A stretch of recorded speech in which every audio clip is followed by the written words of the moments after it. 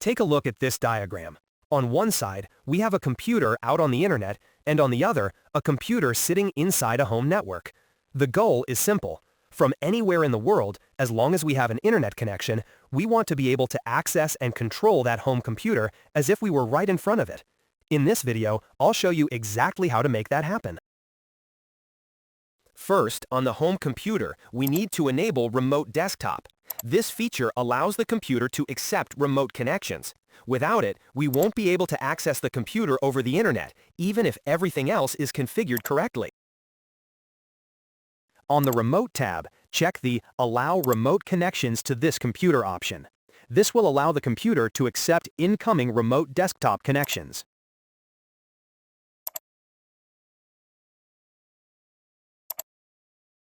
Next, in order to remotely connect to this computer, we'll assign it a static IP address.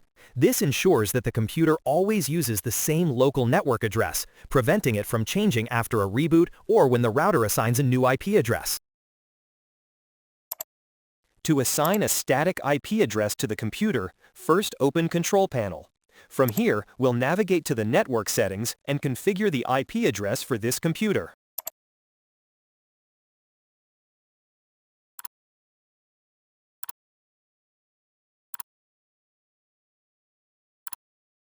Here, you'll see detailed information about the computer's current network configuration, including the IP address, subnet mask, and default gateway. We'll use this information to configure a static IP address for the computer in the next step.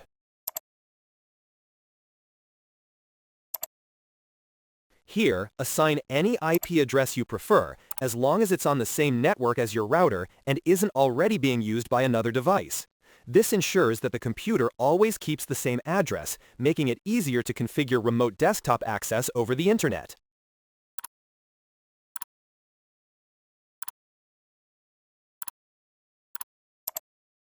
Next, we need to open a port on the router. By default, Remote Desktop listens on port 3389 for incoming remote connections. However, this port cannot be accessed directly from the internet unless the router is configured to forward it. In this example, I'll use port 2345 on the internet-facing side and map it to port 3389 on the computer inside the local network. As a result, any connection coming into port 2345 on the router will be forwarded to the remote desktop service running on this computer. Now, sign into your router using an administrator account. On the router's management page, look for the Firewall, NAT, or Forwarding section, depending on your router model. This is where we'll create a port forwarding rule that allows incoming connections from the internet to be directed to the correct computer on the local network. Next, we'll create a new port forwarding rule. In the Start Port and End Port fields, enter the port that you want to use for remote desktop access from the internet. In this example, I'll use port 2345. This is the port we'll use to connect to the computer from outside the local network. Next, in the Local IP address field, enter the static IP address of the computer that we configured earlier. This is the address to which the router will forward incoming remote desktop connections. Next, in the Local Port field, enter the default port used by the remote desktop service, which is port 3389. This is the port on which the computer is listening for incoming remote desktop connections. Once the rule has been created, you'll see an entry similar to this one. From this point on, any connection coming into port 2345 on the router will be automatically forwarded to port 3389 on the computer inside the local network. Next, we'll check the public IP address of your internet connection. This is the address that devices on the internet will use to connect to your network. And this is the public IP address currently assigned to my internet connection. We'll need this address in the next step to establish a remote desktop connection from the internet to the local network. Now, let's move to another computer that is outside our local network to test the connection. In the Run dialog box, type MSTSC and press Enter to open the Remote Desktop Connection application. Here, Enter your public IP address, followed by a colon, and the port that we configured on the router.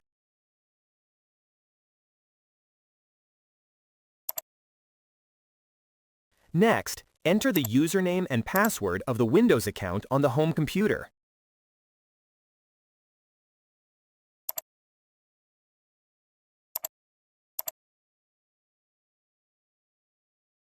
And as you can see, we've successfully connected to the home computer over the internet.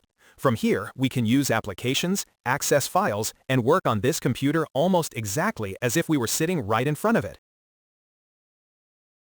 However, there's still one issue. The router's public IP address isn't always permanent and may change over time.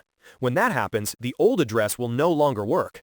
To solve this, we'll use Dynamic DNS, which lets us use a fixed hostname instead of keeping track of a changing public IP address. In this example, I'll be using NoIP as the Dynamic DNS provider. If you don't already have an account, click the Sign Up button to create a new one. The registration process is straightforward and only takes a few minutes to complete.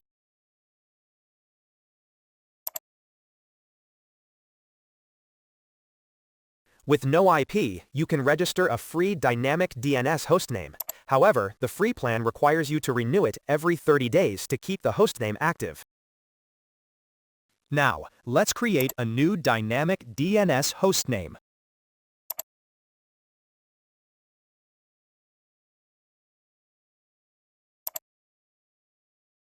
Enter the hostname you'd like to use.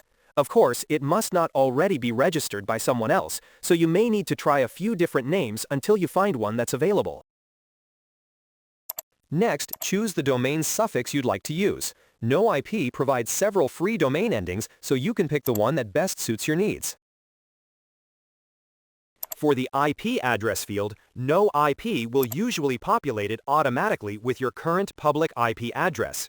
If it's incorrect, simply copy the public IP address that we checked earlier and enter it here.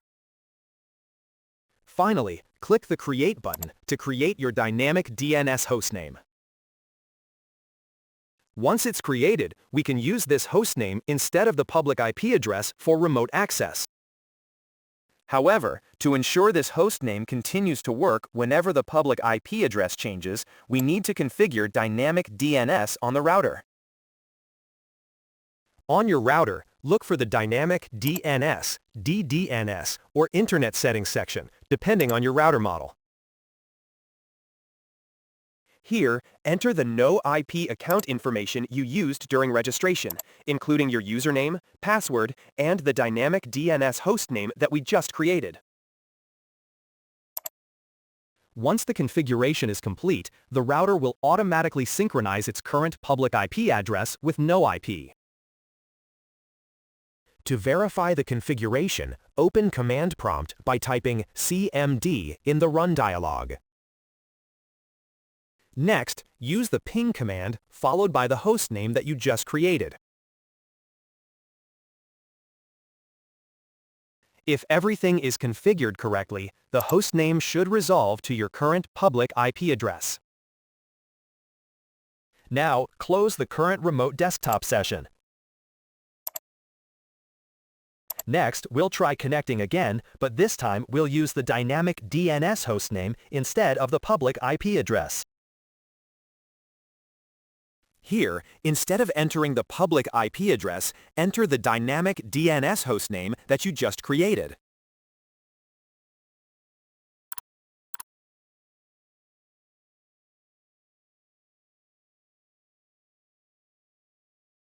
And there we go. We've successfully set up remote desktop over the internet with Dynamic DNS. With a single, fixed hostname, you can access your home computer from anywhere without worrying about changes to your public IP address. However, for better security, you should consider changing the default remote desktop port from 3389 to a different port. While this isn't a replacement for other security measures, it can help reduce automated scanning attempts from the internet. Alright, that's it. I hope this video helps you access your computer from anywhere easily and conveniently. Good luck with your setup, and thanks for watching. I'll see you in the next video.